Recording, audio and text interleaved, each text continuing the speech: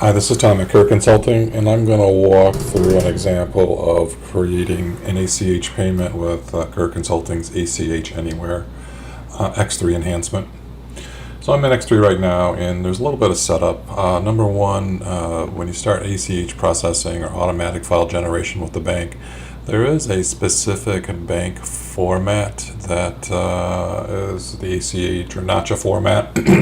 Here's Wells Fargo's document, and they kind of show the example of the layout, record headers, record details, etc., etc. But the other thing the bank should provide is a key or a guide of all the values they require in their ACH file. There's some fields called immediate destination, and the bank should provide their code they need for immediate destination, immediate origin, the name they expect to see in there, things like that. So this document is required from the bank to know how to, or what fields, what values to populate certain fields with in the ACH format. So then inside of X3 we have enhancements to store all those details so we can automatically create that ACH file.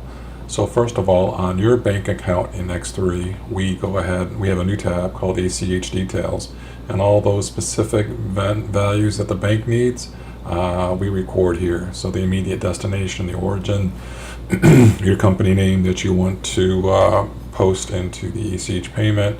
You'll have a company identification, and again, that'll be specified by the bank. That could be a account number or a tax ID number. Different banks have different rules for what values they want in these fields. So anyway, we set up your bank account with these specifications. So that's step one, and that's a one-time setup. And then once that's done, we go in and we have to create a new payment type for ACH. And so in X3 codes a payment type with payment terms. I kind of combine those two things together. So I'm going to jump into a supplier record and talk about that. So here is a supplier. I'm going to go down to the financial information. Here are the payment terms. And if I drill into this payment term, you see this payment term is ACH 30. So this means this is a net 30 days, and we're going to pay by ACH.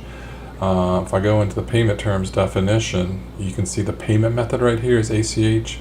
When we start ACH processing, part of our ACH Anywhere process is to create a new payment method, so we have separate payment methods for ACH versus check versus wire transfer versus credit card. So we need to set up a payment method. We create payment terms that are linked to that payment method. So then when you do your payment proposal, you would choose ACH as your payment method, and you'd get all the invoices that were coded for ACH payments. So here's your net payments. If you notice, I go to net 30, that payment method is check. So net 30, net 15, net 10 is usually a check payment. And then we kind of duplicate all those payment terms, but we're setting those up for ACH payment methods.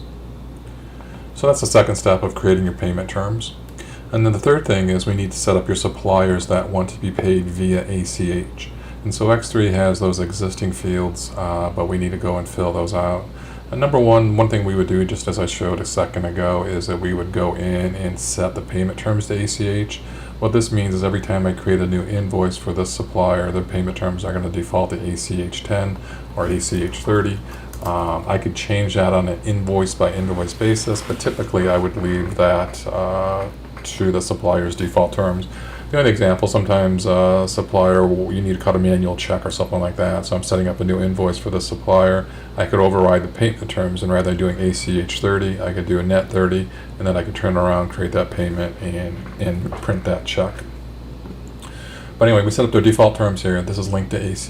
And if we go to bank details, here are the bank account number for this this supplier. So here is, usually we only have one out here, I'm not sure. I think this is just some demo data that was played with.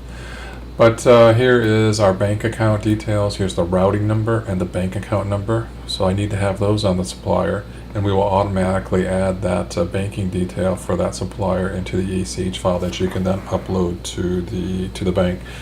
The purpose of the whole ACH file generation is you never have to do any other processing. You just process payments in X3, and then there is an extra step to generate that ACH file, and you have to upload it to the bank. But there's no manual creation or re-entering any information. We set everything up once, and then we just generate that ACH file for you. So at this point, we have our supplier set up. We have the banking information in here for the supplier. And so then we would just do normal processing. I would go and create a supplier invoice. So let's go ahead, and I actually already have a invoice out here for this supplier, so I'm just going to duplicate it. So I'm going to copy that. And you notice down here the terms are ACH 30. Everything else is as normal. I go ahead and duplicate this, so now we have invoice 17. I'm going to post this because we can't pay an invoice unless it's posted. So now that is posted. And so now the next step typically in this process would be just the payment process. So we're going to go ahead and do a payment proposal. Oops, I don't want to go in there. We can go create a manual payment if we wanted to, but typically when you're processing like this, you're just going to do the normal X3 processing. So we're going to do a payment proposal. And here's the key. I always would suggest that we would create a separate payment proposal for each payment method. So I would do a check run, I do an ACH run, a wire transfer run. And that's just so I can total everything out, make sure everything gets sent out correctly to the correct spot, or whatever you want to do for your controls. But I'm going to come in and choose ACH payment method. And of course I have to choose the fields that we normally would choose, what bank that's coming out of. And then I would just say, okay, I should see that one invoice, that purchase invoice 17 for $499. And then basically I just say, okay, and the X3 is going to create my payment for me. So now we have an ACH payment 07 that is going out. So at this point we have payments. We could have 10 ACH payments, 20, 30, 40. We're going to have a bunch out there. But the next step is two more steps we have to do. We have to group those payments into a batch, a remittance batch. And then we would generate the ACH file. So we can do the automatic remittance, and that would take all unassociated payments and put them into one batch. I'm going to do manual, just you can kind of see what's going on behind the scenes. So I'm going to create a manual remittance batch, create a new record. I tell it what bank I am paying from. Just choose my first one here. Payment type, this is the payment method. This is where we would choose the ACH payments. And then down here we would see all new unassociated ACH payments. There could be 5, there could be 50. That's where it's nice where you use the automatic. It would take all those payments. If there's 100 payments out there, I could just say bring in all unassociated ACHs and create my batch. Just kind of wanted to show you how X3 is tracking those and what we do with that in a manual convention. So at this point I've chose my payments, I brought them in, I see my batch total here. This is what my ACH total file should total to, and that's what I should see coming out of my bank account once I upload that ACH file. So at this point I am done, and we're done. Now we can post this if we want to. I typically say don't post until the bank accepts your ACH file for whatever reason. If something is rejected or whatever, you need to regenerate. I wouldn't want to post it and have to back all those payments out. The other thing that can be done with the posting is we can post this as an entire batch. So we have 10 payments out here, we could post this as one entry to the GL, or we can post each ACH payment as an individual entry to the GL. We can set that up either way, but we want to match what you're going to get on your bank statement from your bank so that it's easy to reconcile, do your bank statement reconciliation at the end of the month. So anyway, I'm not going to post right now. Now we have a new menu option in X3, and this is how we generate the ACH file.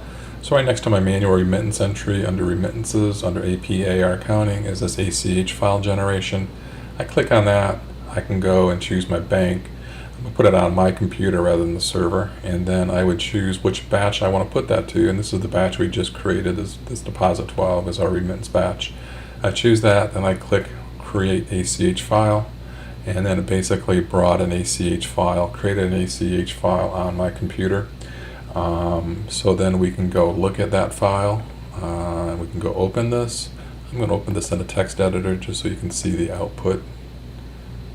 So here is the formatted ACH file, and this is what we would have to do. This text file we would upload to the bank's website. So we log into the bank, we would upload this ACH file, and then depending how your bank's permissions are set up, someone else might need to go in, log in, and approve payments from that batch.